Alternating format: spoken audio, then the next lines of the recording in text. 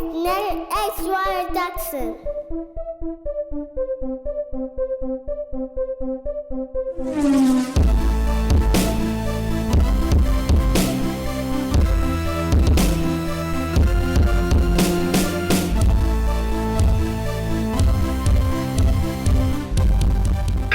Welcome back into the Sean and Sean podcast. I myself am the scruffy one, Sean Usher. With me, I have my esteemed co-host, Mr. Sean Cummings, over here. He would be the one that legitimizes this show. Sean, got anything to say to the people today? Well, I think we're both a little scruffy here, so I think we have a little competition there. But what's up and welcome back, football family. Is it Groundhog Day again? I mean, I feel like I've lived this pod before. Am I right? Or am I right? Or am I right? Right? So, full disclosure here.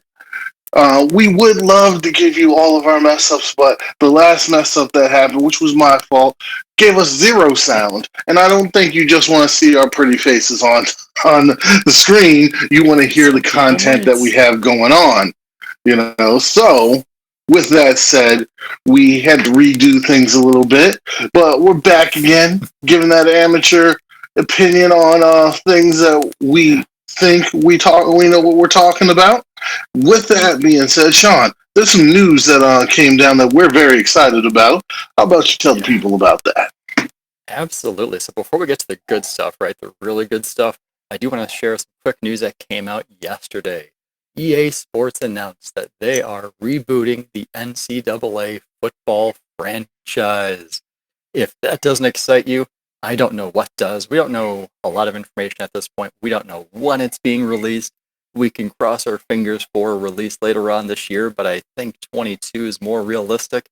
We're not sure what platforms it's going to, but spoiler, I am excited nonetheless. It has been a long, 6-7 years that we've been without this game. I am so excited that it's coming back. Really. Way too long. Yeah.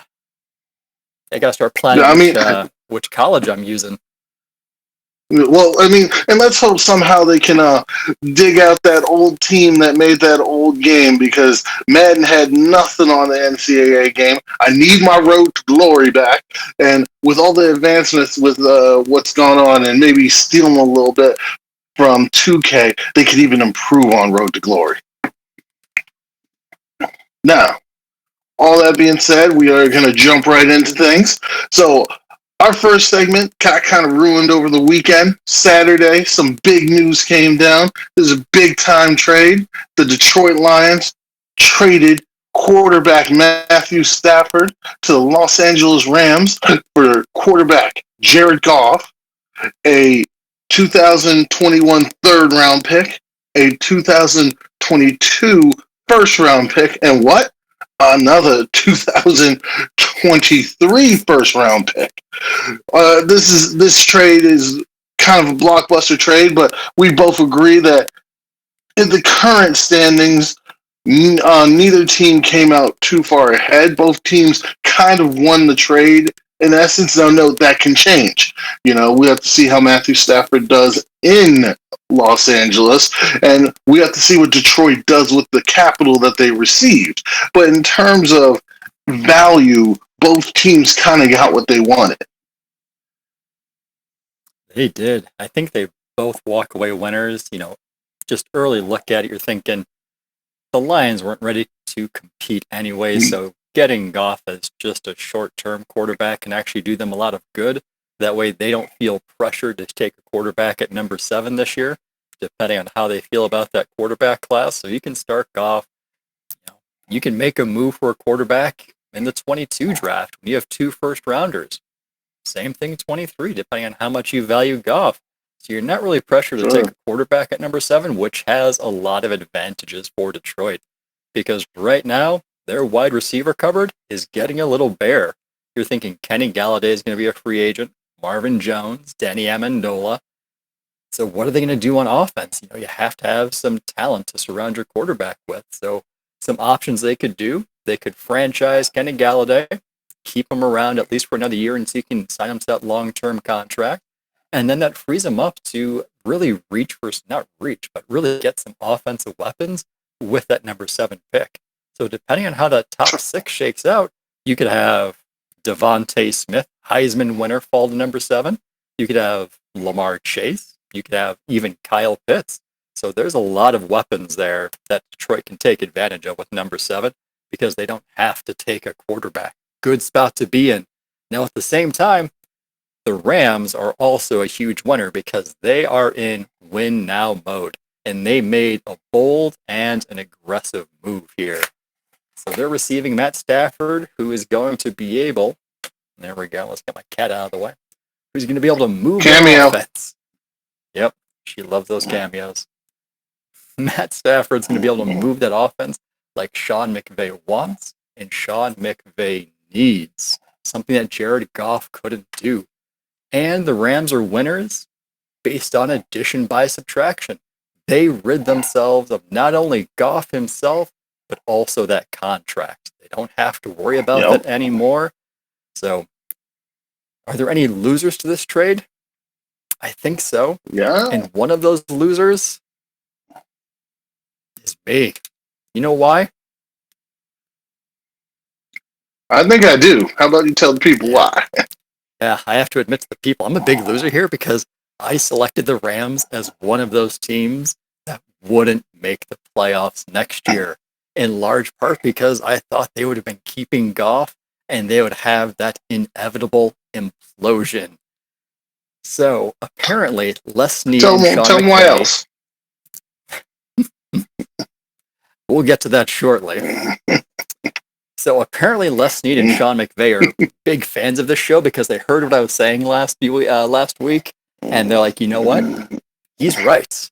We can't let this happen. This guy is brilliant. Hey, I appreciate the compliment, guys. If you need me to be part of your front office, feel free to reach out to me. I'll be more than willing to go to Los Angeles. It's kind of cold here in the Midwest anyways, so I'm definitely up for it. So that was the first way I was wrong, but I was also wrong in a second way. Wait, just hold on. Just before you get to your second one, let's say who else is a big fan of the pod, whoever's doing the NFL memes, because they literally took your take from David Culley and put it on a meme. Yeah, they pretty much said everything I said last week. Yep. If they want me for some content, they can reach out to me. I'll be able to help them. That's fine. I mean, they could have at least referenced the pod, Show us a little love. That's all we ask. We're not asking for much. Just a little bit of love, right? But on to your next issue here with the trade kind of blowing things up for you. It really did, because I also picked the Indianapolis Colts as a team who was going to return to the playoffs next year, even after Phillip Rivers retired. And I did that in large part because I was thinking Matt Stafford was going to get traded to the Indianapolis Colts. So right now, Indianapolis still has a quarterback question. Phillip Rivers is still retired. Matt Stafford's out of the picture for the Colts. I mean, they're looking at maybe Jacoby Brissett. Maybe they can explore trade, free agency. Let's hold on to that. Let's hold on to that a little bit later. Trade talk, just a couple more moments. So, I'm going to have to go back to the drawing board and find a way to continue to convince myself that the Colts are getting back to the playoffs. I mean, I'm up for the challenge. Absolutely. It'll be fun over the next couple of weeks as I try and justify this for myself and you guys as well. But there's also one more loser to this trade. And it is the Los Angeles Rams' future. They are clearly in win mode now. They're doing whatever they can to win this year. They are sacrificing their future. But that's not out of the ordinary for the Rams because this is something that they've been doing for the past 5-6 years already. They've been sacrificing the future. They've been trading their first-round picks to acquire talent that they think is going to help them get to the Super Bowl. They traded first-round pick for Brandon Cooks. They traded first-round picks for Jalen Ramsey. And now they're trading first-round picks for Matt Stafford. the last time they used their own first-round pick, 2016, when they traded up to I get wonder who that Jared was. Goff. now, We see how now, that worked out.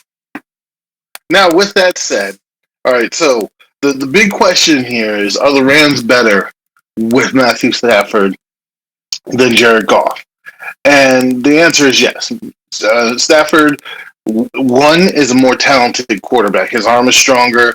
He's more accurate. He can do more. He's actually more shifty than Jared Goff. In every way, Matthew Stafford is a better player, even at 33 compared to 26. The other part of it is there is the experience. Matthew Stafford knows how to slide in the pocket. He has a better awareness on where to go with the football. He has a better concept of keeping his eyes downfield while doing these movements. Now, that being said, Matthew Stafford and Sean McVay are tied together now. They need to win. Matthew Stafford is here proving that it's Detroit that kept him from winning. And Sean McVay is now has to say, okay, Jared Goff was handcuffing me from doing a lot of the stuff that I need to do. So, in truth, the Rams, in my opinion, don't need to win next year. They need to dominate because they've been winning. But they need to come out and they need to light teams up with this offense now, considering what they've given up. And they need to beat those teams in the playoffs that Jared Goff couldn't beat because he's limited as a quarterback. You got to do a lot of rollout stuff. In truth, I knew this. Everybody could see this. When everybody was having their love affair with Jared Goff in that Super Bowl season, you could tell that Sean McVay was disguising things for Jared Goff. And yes, Sean McVay is a very, very good offensive-minded coach. The question is, in terms of managing the team, how well has he done? Yeah, with Jared Goff, you can only hide ugly so long before it comes back out, before it comes to light. And I think it's something that even the Bears fans have seen with Mitch Trubisky. He had one really good year, and he just falls back down to earth. Now with the Rams, you're right.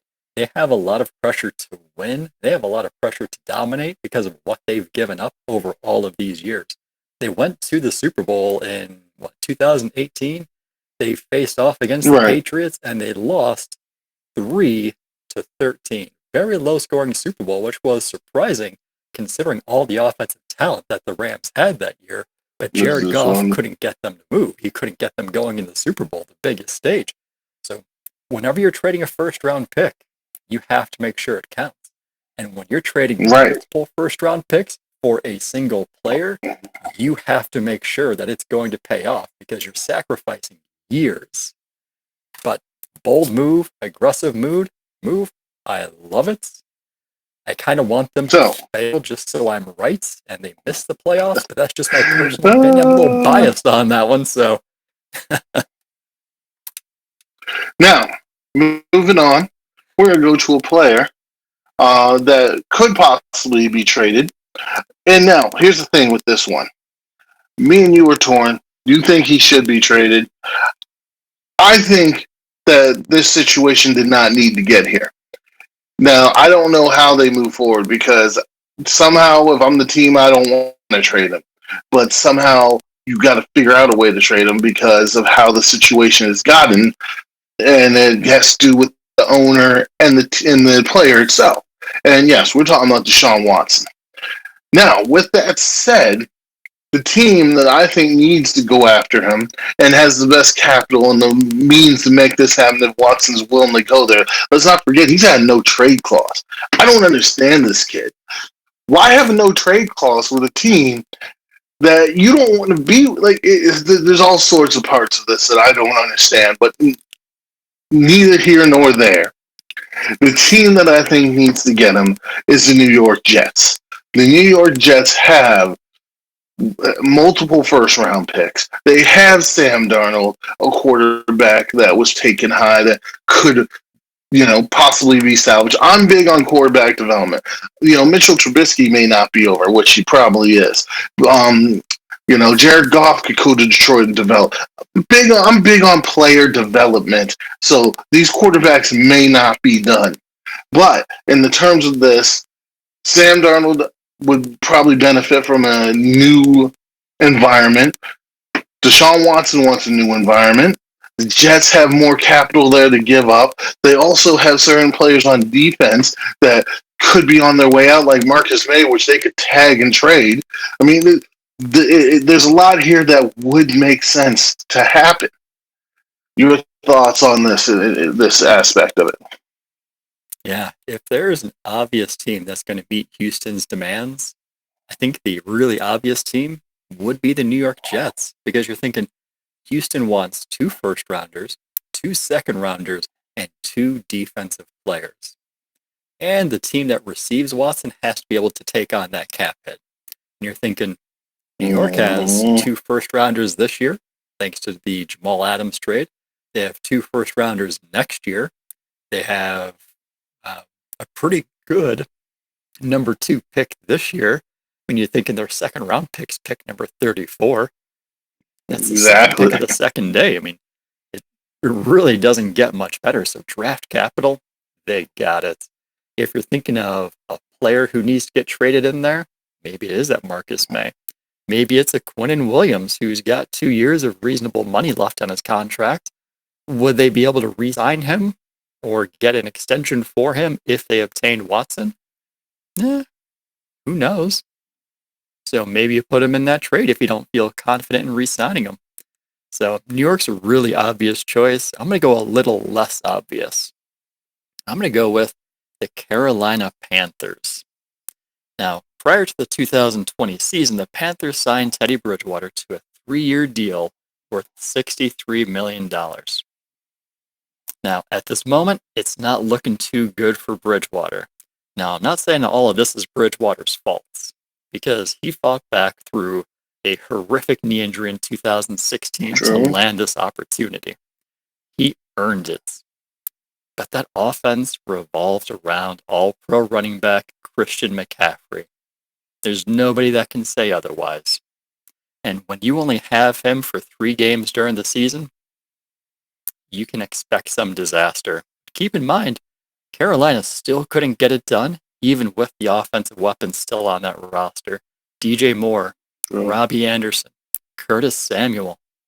Bridgewater went 4-11 as a starter this past season. He is serviceable. He can start, but he is not the future. And new general manager Scott Fitterer has no obligation to keep him. Bridgewater was signed by former GM Marty Herney, who was fired after Week 15's loss to Green Bay. The reason for that firing? Philosophical differences with head coach Matt Rule and owner David Tepper. Could Bridgewater be one of those philosophical differences? What they're looking for in a quarterback? What they want to see out of the quarterback? You're thinking Week 17, Matt Rule ended up benching Bridgewater during the second half, and he opted to go with XFL standout PJ Walker for the last part of that game. So a team like Carolina might be thinking, this is too much to give up for Watson. 2 firsts, 2 seconds, defensive talent. But you have to ask yourself, how often does a player of Watson's caliber become available through trade? I mean, Stafford just finished 2 first-rounders plus a former number 1 quarterback who led his team to a Super Bowl. Right? True, but let's put the Stafford trade in context. They part had of to trade 2 one of those rounders for Goff's contract. One of those ones.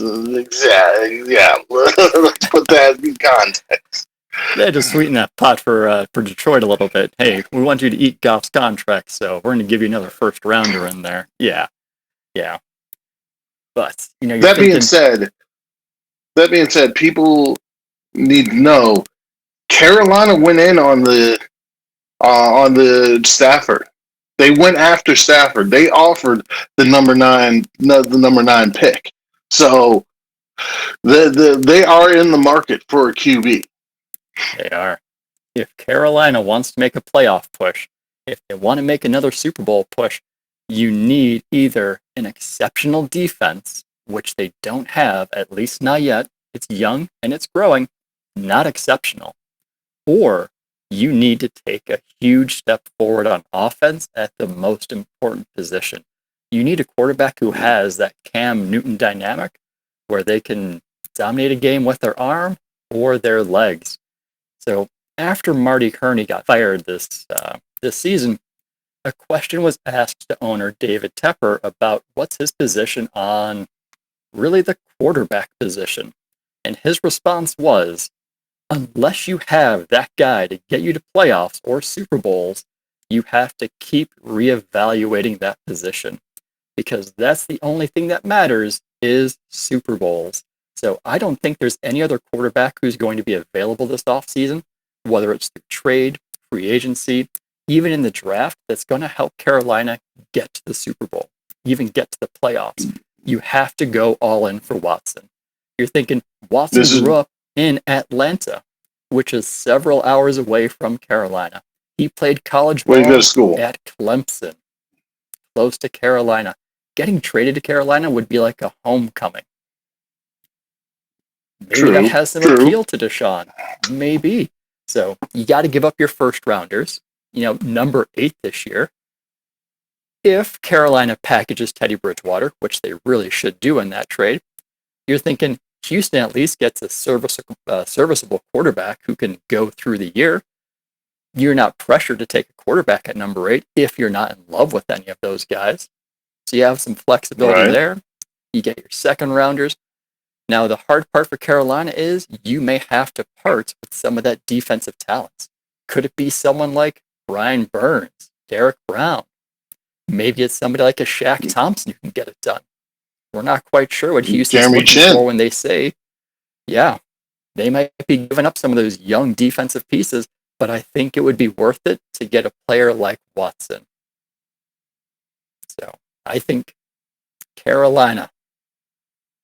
Now, you did have a dark horse in there that you're saying should go all in on the Watson. You don't want them to go all in on the Watson, but you're saying this team should give up what they can give up to get Watson. Tell us a little bit about that team. Very similar to Carolina, a team that needs to go all in for Deshaun Watson. And before I tell you that team, let's take a trip back in time, right? Let's go back to the 2018 season. Just a little over a week before the season began, the NFL was rocked with a really bold trade. Khalil Mack gets traded to the Bears 8 days before the season begins. Whew, big move. I think that move itself helped Ryan Pace become the 2018 Executive of the Year. Mm-hmm. Fast forward to now. Chicago needs help at the game's most important position. Trubisky wasn't the answer. Nick Foles isn't the answer. Whoever you have on your roster isn't going to be the answer. Ryan Pace is running out of time. His contract is expected to run through this 21 season. We don't know whether he had an extra year tacked on, so his contract coincides with Matt Nagy. So we're not sure if this is the final year for Ryan Pace, but he really has to act like it is. So Ryan Pace, if you want to save your career, you have to have one more bold move left in you. Give up a first rounder. Give up the 2 first rounders. You're sending the number 20 pick this year. You weren't going to get a franchise quarterback at number 20 anyways. You may have to part with that defensive talent. So maybe it involves giving up a defensive player like Roquan Smith, the tackle machine. The guy's gotten 100-plus tackles each of his 3 seasons in the league. Guy's a beast. Second team All-Pro this year. Maybe it involves giving up, Jalen Johnson, who had a pretty solid rookie season. He missed the final 3 games with a shoulder injury, but before that, he was, top 4 in the NFC with pass defenses? As a rookie, pretty impressive. you may have to part with some of that defensive talent. You're definitely going to throw Nick Foles into that trade because Chicago's already 13 over the cap. They need to clear some space. I think by getting rid of Foles, that's going to help them. Maybe you restructure some people, but you got to go all in for it. Ryan Pace absolutely does. As a Packer fan, I don't want to see this happen because I don't want to go against Deshaun Watson twice per year. I'd rather not do that. But I want to hear from the Bears fans that we have. If you're a Bear fan right now, what do you think? It's a team that's been well known through the years for their monster defenses. But your defense really isn't carrying you to the Super Bowl, carrying you to the playoffs. Would you be in favor of this trade, or do you think the Bears can win with Nick Foles? There's a lot of quarterbacks who could be available this offseason, but I don't think they're going to move the needle like Watson would. So the Bears already tried exploring for Matt Stafford before he got traded, and it sounds like the Bears were willing to give up more than just a first for him. So if they're willing to give up that much for Matt Stafford to a division foe, come on. You got to be all in on Deshaun Watson. Now, all that being said, I wouldn't say giving up those younger players. I'd say you could get this deal done with, let's say, Khalil Mack, Eddie Jackson, Nick Foles. You may not even need to give up all the picks that you think you would have to give up. That all being said, Mr. Ryan Pace, I know you won GM of the Year 1 year, but you know something? You would have been done a lot better, and you would have had a contract extension if, instead of picking Mitchell Trubisky, trading up to pick Mitchell Trubisky, you would just stay put and taking Deshaun Watson at number 3. That's all I'm saying. That's all I'm saying. There's another dude in Chicago who got picked number 3 on a Chicago team who kind of worked out. No, who has, when it comes to athleticism, Deshaun Watson, that dude. Some of the stuff just makes sense. You don't overthink that. But not jumping on that soapbox at the moment. We got soapboxes for later. Another player that I think needs to be traded. I know part of with the coaching staff coming in, they're saying is that they believe they could do stuff with this player, but Sam Darnold with the New York Jets. I think Sam Darnold needs to be traded. I think it would make sense for Sam Darnold to be in Houston. Just because I want Watson in New York. I want to see that circus happen. That'd be fun. But another spot like for Sam Darnold, I could see him go to Indy. Maybe Frank Wright thinks he can do something with Sam Darnold, or even let's say another team with an aging quarterback. Like I know Pittsburgh went and signed Dwayne Haskins, but I'm swallowing my breath on that one. So probably a team like Pittsburgh with an aging quarterback there. What do you think here, Sean, with Darnold? For Darnold, if I'm able to trade him and get Watson in return, absolutely. I'm pulling the trigger on that trade so fast.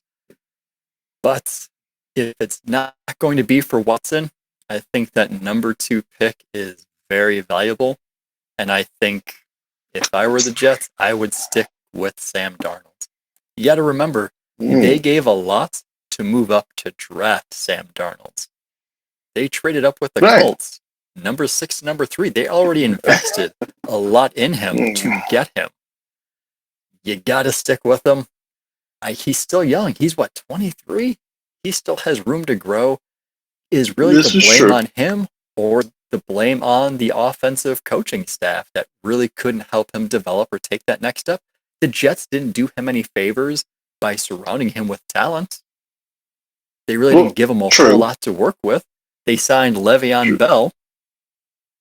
Right. True, but let's be honest. We just got finished talking about the Bears and Mitchell Trubisky, and what exactly did the Bears do to surround him with talent? I know there's Allen Robinson there, but outside of Allen Robinson, other than signing like 250 billion tight ends, what exactly did they do to help him out? They got some pretty good running backs around them. They have David Montgomery. Tariq Cohen got injured really early this season. I think those players can be good if they're worked properly. They have Anthony Miller they can throw to. Jimmy Graham turned out better for the Bears than he did for the Packers. So, but I mean, you get what I'm saying. You get what I'm saying here. I'm not saying again big player development. I'm just saying that where the Jets are sitting at in this draft, and I'm not even saying that Sam Darnold's done. I'm just saying maybe trade him to that team that you traded to get, and let him develop there while you develop a new quarterback and start fresh. Now, if it's not to Houston, and if it's not to get Watson, you keep him. You let him. You got to have faith in him. It's going to be hard for the Jets fans to hear that one, but if I were the GM, I'm surrounding him with talent. Number 2 pick. There's a lot you can do with that number 2 pick. All right. Well, speaking of Indy, your team to make the playoffs there, they need a quarterback because they've gone the Jacoby Brissett route. That didn't work out. So we've got a quarterback here that we don't think is going to be traded. We think the new head coach was hired to fix said quarterback. It's interesting when you have a franchise quarterback that needs to get fixed. But after an extension, it would have made a lot of sense for Carson Wentz to be traded to the Indianapolis Colts, reunite him with Frank Reich, maybe teach him how to not just go crazy and throw it deep. That's Carson Wentz is playing. It looks sometimes like because Carson Wentz can be amazing at times. I'm a Cowboys fan. I've seen him be amazing, but at other times, and we saw it last year. Trayvon Diggs got like 2 interceptions off of this.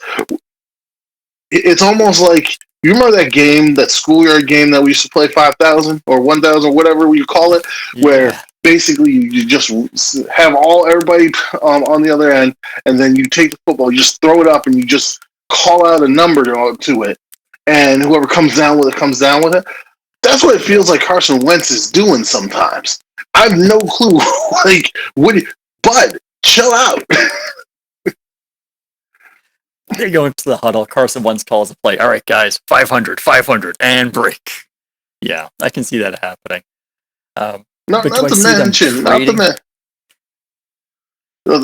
Just real quick, not to mention, it's not like he's got a bunch of super tall dudes there to catch the ball. Almost every one of his receivers is sub 6 foot. Like, what is you doing? Yep, it'd be different if he had a lot of wide receiver talent, but that's something that Philadelphia just hasn't been able to pick well, draft well, and I know you went on that rant a couple pods ago about the Philadelphia Eagles. I did. Very similar to the Baltimore Ravens and the inability to draft and pick wide receivers. Yeah, they're not doing him any favors, but I think they have already invested too much in Wentz, especially with that contract extension that they gave him. And trading him would be, general manager Howie Roseman just admitting he was wrong about everything. And I don't think he's going to do that. I think he has way too much pride to be able to admit that he was wrong. Trade Wentz, I don't think it's going to happen. They're going to try and surround him with as much offensive coaching as they can to build him back up, to fix him. But yeah, you're right. You're thinking at this point in his career, he shouldn't need to be fixed.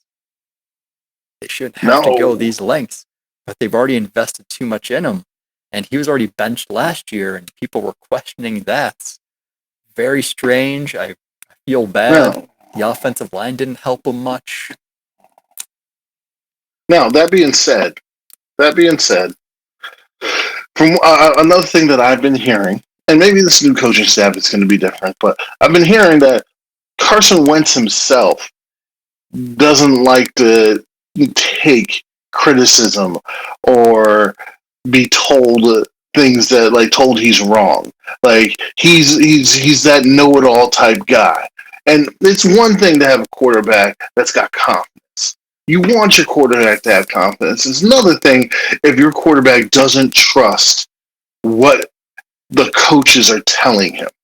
There's not many quarterbacks out there that can truly say they probably know better than the coaching staff. But there's not too many Peyton Mannings or too many Tom Brady's that like that dude. Oh yeah, he calling the plays out there. Yeah. I mean, that's absolutely right. As a quarterback, you have to have the confidence. You have to have that swagger. You have to come in thinking you're the best. You can't come in with any other mindset. But at the same time, you're referring to he wasn't listening to the coach. Who was the coach? Who was the most recent coach? I get it. I get it. Doug Peterson. Doug Peterson. The guy got fired because of the Philadelphia screw job. Come on. Was he really doing good building Wentz? You gotta think, they were losing toward the end of the season. He tanked that last game on purpose. How much of that second half of the season did he tank? No. Here's my question. Here's my full question on Doug Peterson. Is it Doug Peterson's fault? Because is this a coaching fault? Or is this a personnel issue? I think it's more of a personnel issue. I think there's someone else there that has more power than Doug Peterson had. Howie. Just to say. And Doug Peterson's the scapegoat right now. And we'll see what happens. Maybe the Eagles come back and they're awesome. And Carson Wentz is fantastic. And it's, a love affair again. But I don't think Doug Peterson's the guy who took Jalen Reagor over Justin Jefferson. You never let them live that down, and I love it. I love it, and it's crazy to think when you're thinking of Philadelphia, they just won the Super Bowl a couple of years ago, and their Super Bowl winning quarterback is no longer on the roster, and now neither is their Super Bowl winning head coach. Crazy to think. That was just a couple short years ago. All right, so I'm going to get up on a little. We decided that we're going to let me rant a little bit here because we're going to look at the 2016 quarterback class, not the whole draft class, just the quarterback class. So we got Jared Goff, who, yes, he went to a Super Bowl, but he's no longer on that team, had a divorce from the team. So, I mean, that's obviously the coach saying he wasn't good enough to keep going. Then we got Carson Wentz. Yes, his team went to a Super Bowl, but he did not win it. And he got benched for Jalen Hurts last year. Rookie. Now they have to fix him, which, it's not ever a good sign. So then after that, let's just rattle off some here. We got Paxton Lynch, Christian Hackenberg, both out of the league. We got Jacoby Brissett, career backup. We got Kessler, Connor Cook, both out of the league. And before I get to the one that I'm going to talk about and what my rant is about, we got Cardell Jones, who I think is actually might be still a backup somewhere. I'm not sure where, but I think he may be out of the league, but I thought he was still a backup somewhere. You go on your rant. I'll look this up. You go on your rant. So I'm going to find out where he is. All right, so with all that said, a couple of years back, we had a situation where everybody was like, who's the best quarterback from the 2016 draft? Is it Jared Goff? Is it Carson Wentz? Or is it Dak Prescott? Well, at this juncture, and no, again, things can change. Carson Wentz may get fixed. Jared Goff may go to Detroit and shine, but right now it's Dak effing Prescott. Okay, Rain Dakota Prescott, people. Everybody wanted to get down on Dak because he had a down 2017 season. And then you got the people, these crazy people who say, whoa, look at his record without Zeke. And it's like, first of all, his record without Zeke is 3-4. Note, during the time period in 2017 when Dak did not have Zeke, he actually went 3-3. The 3 games he lost, who didn't he have? Tyron Smith, his all-pro left tackle. So let's just throw that out there. The Cowboys adjusted, and they did when they went further on, they figured out their tackle situation. Zeke was not the reason that they lost those games. So then they went, what's his record against winning teams? What's Matthew Stafford's record against winning teams? But we want to talk about how great Matthew Stafford is. What's Deshaun Watson's record against winning teams? But we want to talk about how great Deshaun Watson is. But all of a sudden, those type of arguments don't apply to Dak Prescott, who puts up who's been putting up the last couple of years better numbers than both of those guys. And don't tell me Deshaun Watson hasn't had talent on his team. He had probably the best wide receiver in the league on his team for the longest time. Made what? The playoff? How many playoff games did he win? I don't remember how many. Oh yes, 0. Dak has won at least one playoff game, and he's been to the playoffs twice. So, Stafford. How many playoff wins Stafford got? Oh yes, 0. And Stafford also played with the best wide receiver in football at one point. He actually had Calvin. Do people try to say he didn't have talent? He had Calvin Johnson, he had Golden Tate, and he had Marvin Jones on his team. Get out of here with this nonsense. So, so anyone out there trying to say, one, Dak Prescott isn't good, or two, he's not the best quarterback from this class, is delusional, or they want to bring up the eye test. They want to say that eye test. Well, how about you go back to your optometrist and get your prescription filled a little bit better because you need a stronger one. So what do you got for me, Sean? All right, now first, I love that you referenced his full name. I love that. I'm not sure if anybody else caught that. Dropped the full name. I love it. And back to Cardale Jones. So Cardale Jones was most recently in the XFL, the DC Defenders. Played 5 games, 4 touchdowns, 7 interceptions. Even his XFL career wasn't too impressive. Now, his contract was terminated just because of what happened with the league when they suspended operations. True. He had a tryout with the Las Vegas Raiders early in the season, but nothing really came. That might have been what I was thinking of. Also, just one more thing. You will also be hard pressed to find a more marketable quarterback than Mr. Dak Prescott in the NFL right now. Just saying.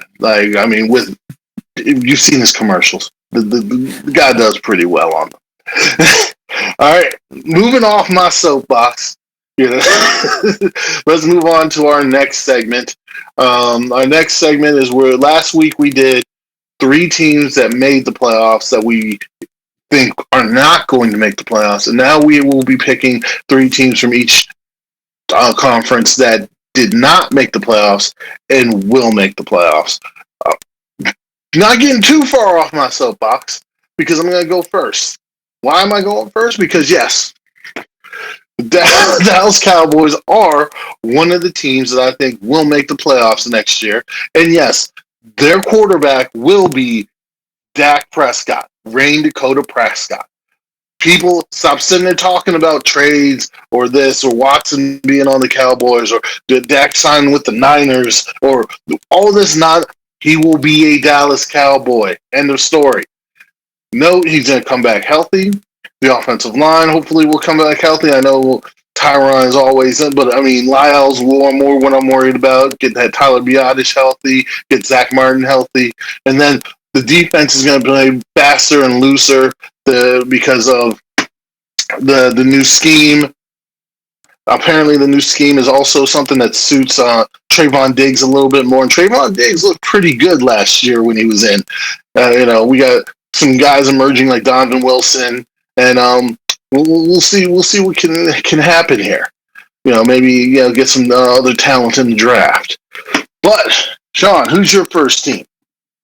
Hey, my first team is the same as yours, Dallas Cowboys. You have a healthy Dak coming back. I can't use his full name. I don't know him that well like you do. So you got a healthy Dak coming back. You're going to have a healthier offensive line this year to protect him so he can stay in there for a full season. And you have a pretty early pick. They're sitting at number 10, which they could really use to help improve that defense. I think you're adding all those pieces together, and it's not like the NFC East is going to be very competitive. So I don't think the East is going to give them much of a challenge. I mean, we'll see what happens. I mean, Saquon comes back. Even though Saquon coming back might not be the greatest thing because Jason Garrett just loves to telegraph his moves. And I mean, Daniel Jones is still Daniel Jones, even though he could develop. He could develop. Carson Wentz could come back in the fray, and maybe Washington could get a quarterback to pair with that defense. But these are all ifs, maybes, and whats. At least with the Cowboys, I have certainties Dak Prescott will be back. He was never an injury-prone guy. His injury was a fluke. He's already ahead of schedule. The offensive linemen are ahead of schedule. These are the things that I know.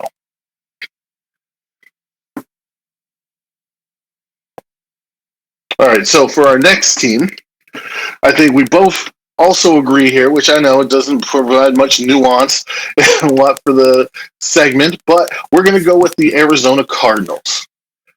And just part of my reason is the Arizona Cardinals have progressed both years under Cliff Kingsbury. I know there was some wonder. It's like how you hire a coach that got fired in college. Well, I mean, what happened in college may not have been Kingsbury's fault. There are other things that go in there. Recruiting, this, and that. Like college is a different beast than the NFL. All teams are mostly created equal in the NFL. Let's be honest. It just depends on what talent you get when you get it. Everything's not equal in NCAA. And with Kyler, he's the perfect guy for this system. I think they just need to maybe upgrade a little bit on the offensive line and get that defense going a little bit. What do you think? Yeah, I definitely support the idea of Arizona making the playoffs next year. You're thinking Kenyon Drake is expected to hit free agency, so you got to pair a number one running back with Kyler Murray. Could they do that with the free agent? Maybe. Could they do that with the draft by spending an early pick on somebody like Clemson's Travis Or a mid-round pick, let's be honest. Maybe. Yeah, that's a good running back class. If you get a good pass-catching back, that could pair maybe well get one of your... Kyler. So talk about pass catching. What about your guy, Michael Carter? Did you see him in the Senior Bowl? Did you see that? Yeah. That was my number 5 guy. Yeah.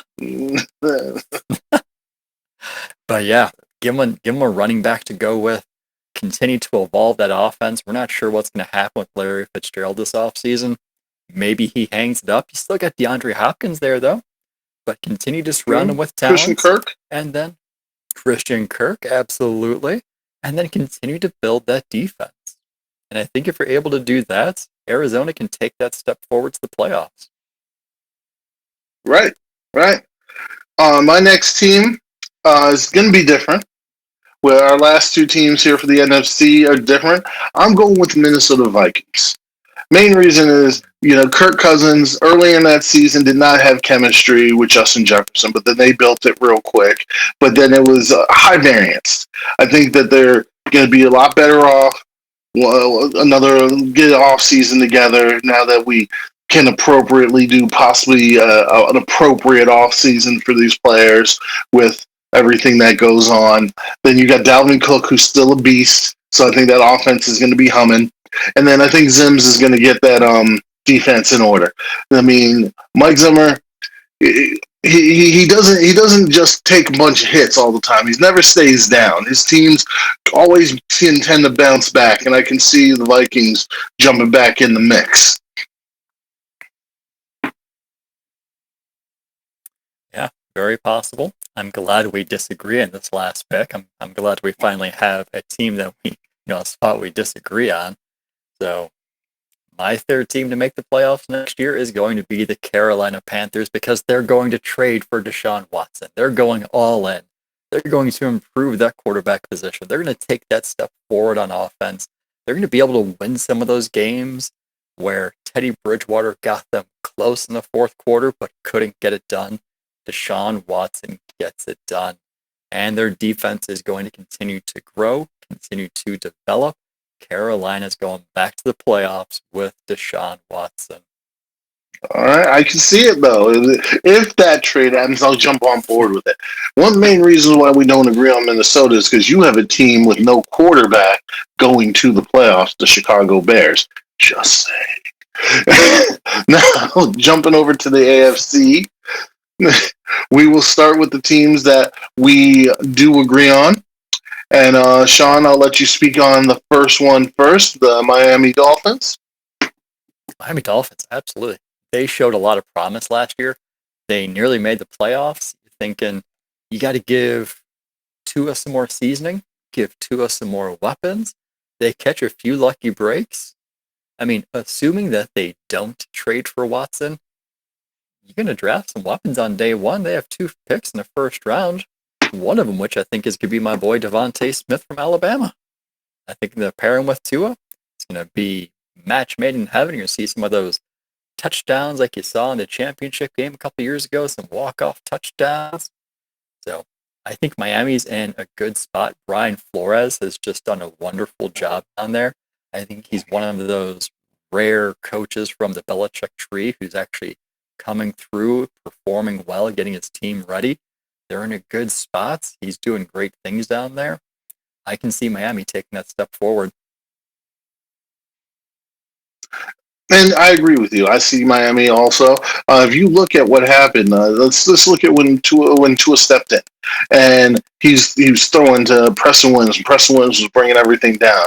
But then Preston Williams got injured, and then Devontae Parker, he was being reliable, but then Devontae Parker gets injured, and at one point we got Mike Gesicki as the only reliable guy for Tua, because who's he throwing to?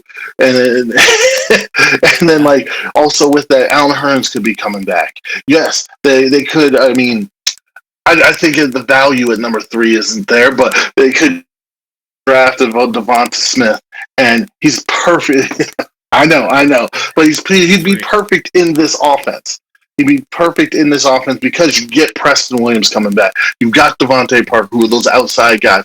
He'd be perfect in a slot for an offense like this. And then you've got Mike Gesicki, and all of a sudden now Tua can, go ham. But maybe instead of going with Devonta Smith, they take someone like De'Ami Brown later, and they take Penny Sewell to just stir up that offensive line and just protect Tua. Like, you might need to protect quarterbacks these days. It's just something that's a little important there. But either which way, I see this. I see this defense being better because, Brian Flores might be one of the most terrifying head coaches I've ever seen in my life. The dude looks like he just looks tough. You know what I'm saying? Like, I mean, if we ever did a segment, which coaches are winning the fight, he's getting in that final bracket. With Dan Campbell, yeah. Probably Dan Campbell. But before we move on from Miami, before we move on from Devontae Smith went to the Senior Bowl. He didn't play in the game. He really didn't practice much, but he was there. Do you know who coached Devontae Smith's team? I know. Brian Flores. I know exactly who did. He wanted to meet him. Spend a week with him. He made his push. Mm-hmm. Yep. Well, we'll see what happens. I'm saying it's rich for me. I can see it being a fit, but number 3 is rich for me. Now, if they could trade back to, let's say, number 8, maybe 9, because someone like Carolina traded up for a quarterback because your Deshaun Watson didn't work out. But moving on, what's our next team, Sean? All right, next team is the Oh, wow. Los Angeles Superchargers. I almost messed that one up. It is going to be the Los Angeles Superchargers. I really did. Like me with the Raiders. We don't edit these things. Yeah. Yeah. So you're thinking the Chargers, they went on a 4-game winning streak to end the season. Granted, they finished the season at 7-9, but they really improved over that last month, getting them up to 7-9, looking a little bit more respectable. They have a lot to look forward to this coming season. Very important for them. Continue to develop Justin Herbert with your new staff. Anthony Lynn did a good job with Justin Herbert last year, and you got to hope that Brandon Staley's bringing in the pieces to be able to continue to build your second-year quarterback. It'll be the first year in whatever system Staley introduces to him. You got to build him up. But then they also have, on the other side of the ball, they have some studs on defense. They have Bosa, Melvin Ingram, Jalen Ramsey. I mean, they have playmakers on both sides of the ball. They were in a good spot. I mean, you're thinking this past year, they just caught some bad breaks. And I know we've talked Sure. before, but a lot of those bad breaks are kind of tied to Anthony Lynn and his late game management, how he managed the clock, how he managed the plays, the strategies. So we don't know what Staley's going to look like as a head coach. We don't know if his plays and really his attitude toward the end of the game is going to be different than Anthony Lynn. But if it is, you're thinking Chargers catch a couple of those bad breaks, they get to the playoffs. Now the tough part is you got to play Patrick Mahomes and the Chiefs twice a year. True. You're not too intimidated by the Broncos. You're not too intimidated by the Raiders. But really, you got to go against the Chiefs 2 games. Not easy. Right. Now, no, I'm going with the Chargers, but I struggled with this because I know you say you're not intimidated by the Broncos, which they shouldn't be intimidated by the Broncos, but the Broncos still could be a pretty good team. And no, yes, right now that relies on the development of their current quarterback, which I don't know. I'm just going to say I don't know how well he'll develop. No, he wasn't with his full arraignment of. He was injured certain points of last year, and he wasn't with his full arraignment of wide receivers. Cortland Sutton, a guy who he actually had some chemistry with his rookie year, got injured very early on. I mean, Jerry Jeudy had some drop issues. I mean, but let's see what happens. Let's see what they have other talent there. Let's. The Denver Broncos could actually make some noise, but I'm not going with the Denver Broncos. I'm going with the Los Angeles Chargers.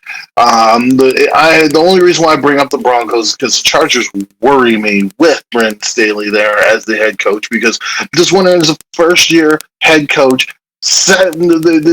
coming off a first-year defensive coordinator. Is he just going to know the nuances of the game well enough to be able to handle those mid-game, in-game, end-game type of procedures and whatnot? Like, is he going to know how to handle that sequencing, timeouts, game management at the end of the 2 minute?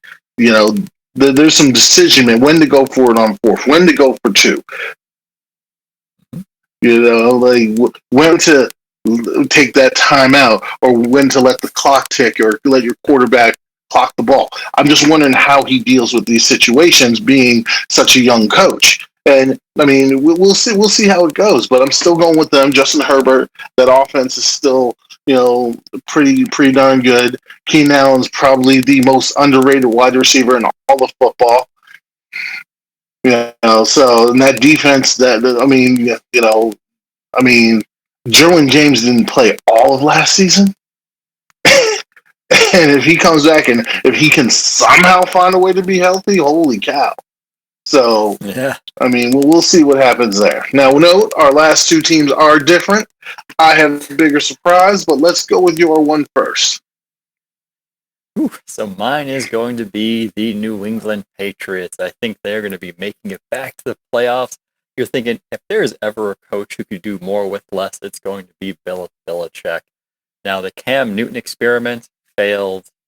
It failed miserably. There's no hiding that. It was bad. It was horrible. But, New England has to go all in with making a quarterback change. Now, it may not be Deshaun Watson all in, but you're thinking they got to put some serious resources into the quarterback position, because you have Brian Hoyer, not going to get it done.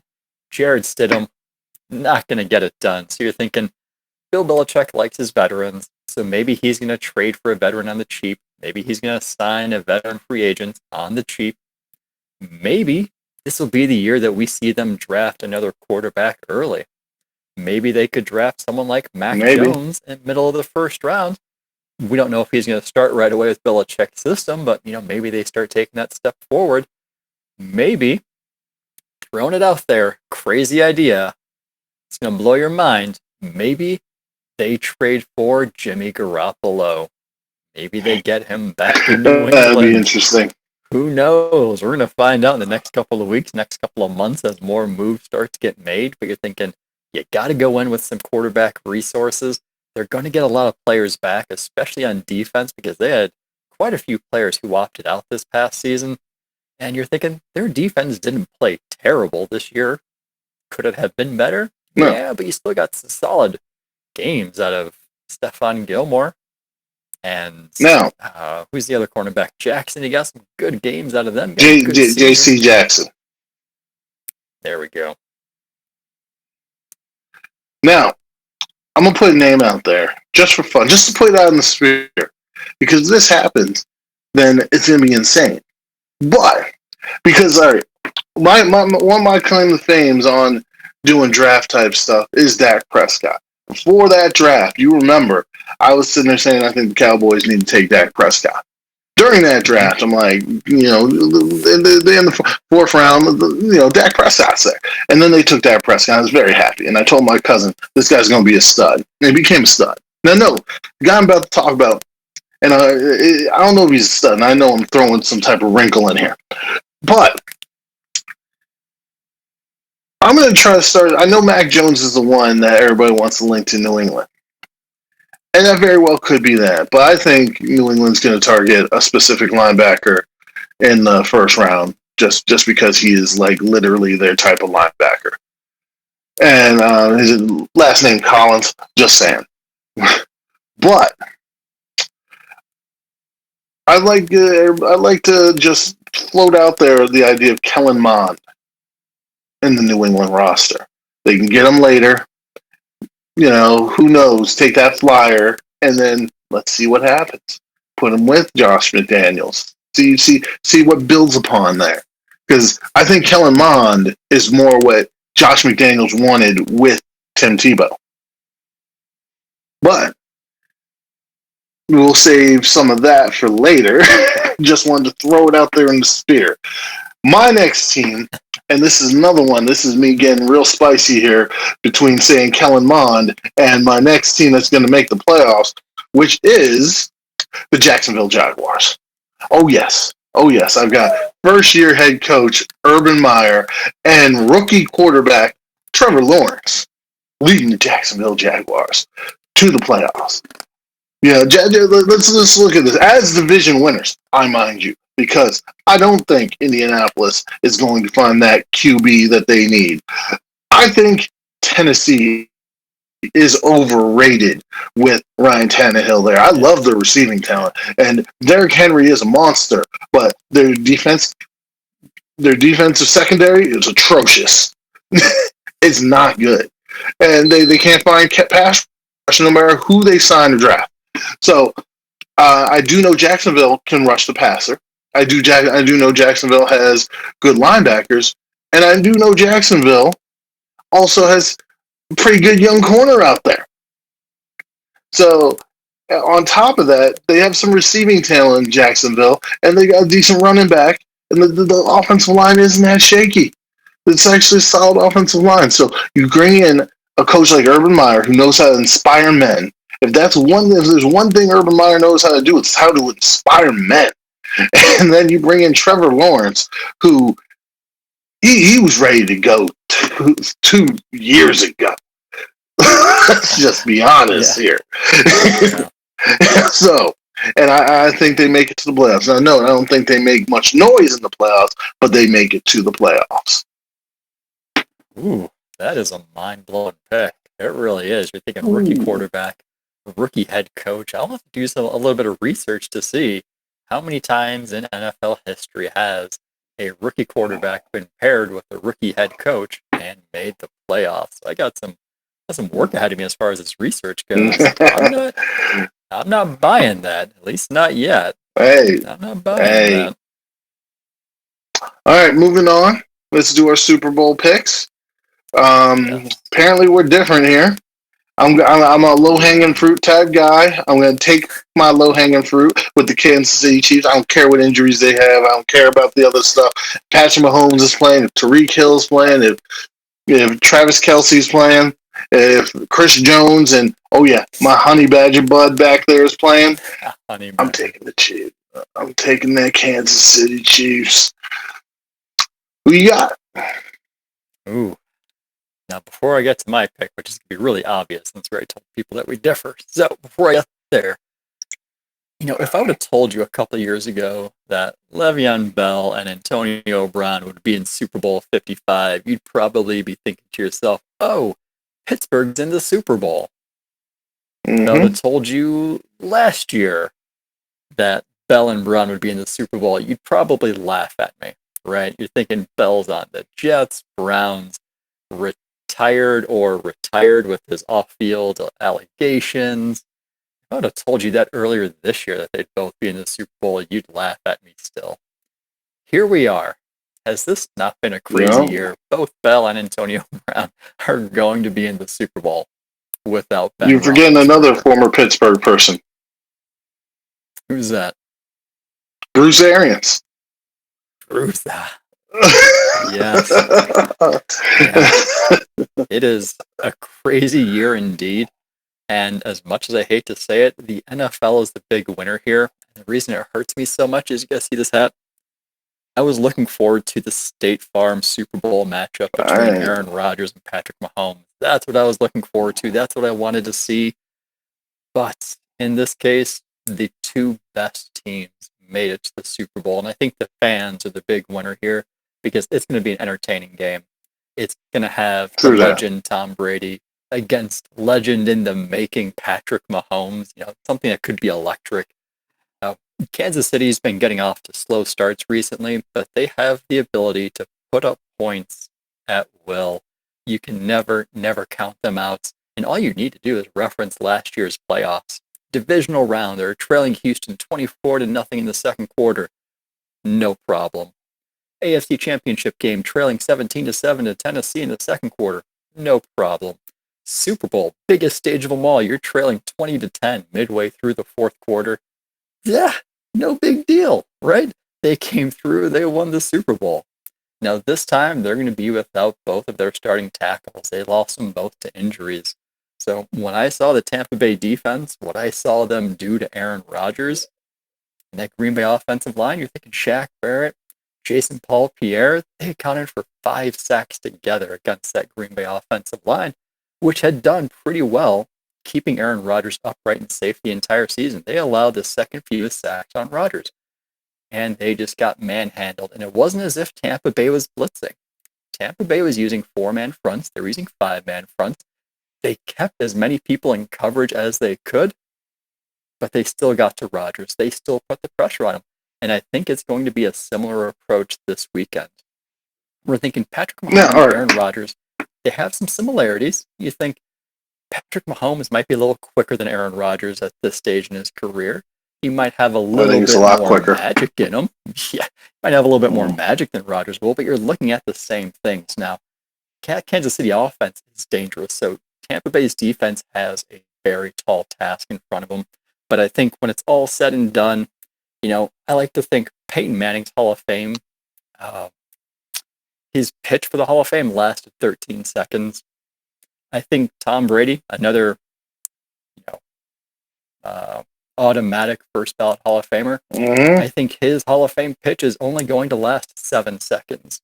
6 seconds for the 6 Super Bowls he's already won, and 7th, this last second for the Super Bowl he's going to win this weekend. You can't count out Tom Brady. You don't bet against Tom Brady unless you're an NFC East team playing him in the Super Bowl, but that is not the case this year. All right, so I'm going to give you this. For the Packers. So I get what you're saying. I get what they did to the offensive line, but the problem with the Packers, why the Packers lost, is what you got in your soapbox for a little bit in an earlier pod. KC doesn't have some of those issues. I'm just saying. KC doesn't have some of those issues. You got Devontae Adams, and you got Aaron Jones. I mean, maybe some of the other backs, but they don't play the other backs with Aaron Jones very much. So that's who you got. The tight end, Tunyon, is that his name, Tunyon? Robert Tunyon, yep. Yeah, he ain't Travis Kelce. No. Mrs. Lazard? Mr. Lazard, Alan Lazard. Yeah, he ain't Miko Hardman. No. Lazard, Let's MVS, see. they're not going to start on any other roster. MVS, Mr. MVS, is he Sammy Watkins? I'm just asking. Just asking here. And then let's talk about Patrick Mahomes. You say he's a little bit quicker. I think he's a lot bit quicker. See, Patrick Mahomes does a weird thing where like he slow plays dudes. He'll get out of the pocket and then like he'll run a little bit and then he'll start going a little faster and then all of a sudden the ball's out of his hand. And so then you're like, I've watched it and I'm just like, what the hell just happened? Like Aaron Rodgers, the difference between watching Aaron Rodgers and Patrick Mahomes is Aaron Rodgers like you watch and you're like, all right, you see exactly what he's doing and the defense just can't stop it. You're like, all right, I got what you did there, Aaron. I got what you did. That was good. That was good, Aaron. Because it's like you know exactly what he's doing. Where on the other hand, Patrick Mahomes, it's just like, wait, what just happened? There's only two players that do this for me. It's Russell Wilson because Russell Wilson can teleport on the field. Just saying. Russell Wilson literally teleports from one spot on the field to another. And then you got Patrick Mahomes who like, it's just like, okay, he got grabbed. And then all of a sudden he did a Michael Jackson spin move. And then he like did a shimmy shake. And then he threw the ball still. And that's, I mean, right there, we talked about Deshaun Watson. That's the difference between Watson and Mahomes. Is Mahomes will do all sorts of razzle dazzle, and then he'll throw a 60-yard accurate pass. Watson will either be throwing up something, a prayer, or he's running with the ball. And I'm not saying Watson's not good. I'm just saying this is the difference between a really good quarterback and the best quarterback in the league. Oh, yeah. I'm not saying it's going to be easy, but I think what's going to help Tampa Bay is that Kansas City's offensive line is weaker, and they can put that pressure on with 4 and 5 man fronts, keeping more people in coverage because you need everybody you can get in coverage if you plan on slowing down Kansas City. Now, the key for Tampa Bay, you have to get out and you have to score points early like they did against Green Bay. Because if they are waiting until later in the game to put up points, they can't match the speed or tempo that Kansas City can put up points. They have to get an early start. Tampa Bay's only chance is if they tackle. Because the offensive line stuff is going to be negated by the fact that Patrick Mahomes can just throw the ball into Miko Hardman or Tariq Cohen's hands, and they can take it to the house from the line of scrimmage. So they need to tackle. Tariq Hill, yeah. They need people to run and tackle with these guys. But we have given you a pretty solid amount of content for our re-recording of the episode, so I think we're going to end here. Sean, how about you give some words of wisdom for the people? Yeah, so closing notes here. Thank you for letting us in your ears for another week. Let us know your thoughts about the Bears trade. If you think they should go all in for Watson, I'd love to hear some opinions from our Bear fans. Is it giving up too much? Is it not enough? Would you give more? I hope you guys enjoyed the Pro Bowl this past weekend. And at this point here, you should just insert the sound of crickets. Because legit, I forgot the Pro Bowl even happened this weekend because I was too focused on the Royal Rumble. But we're going to have a should have been canceled about that very shortly. And maybe that's something for next time. We're going to save that topic and how we feel about the Pro Bowl. But I hope everybody enjoys the Super Bowl this week. I hope you're watching it. Go Tampa Bay. No risk it, no biscuit. Wash your fruits and vegetables. It's all about that veg head. Just saying. Also with that, I'm going to say adios to the people. Remember to lift with your legs.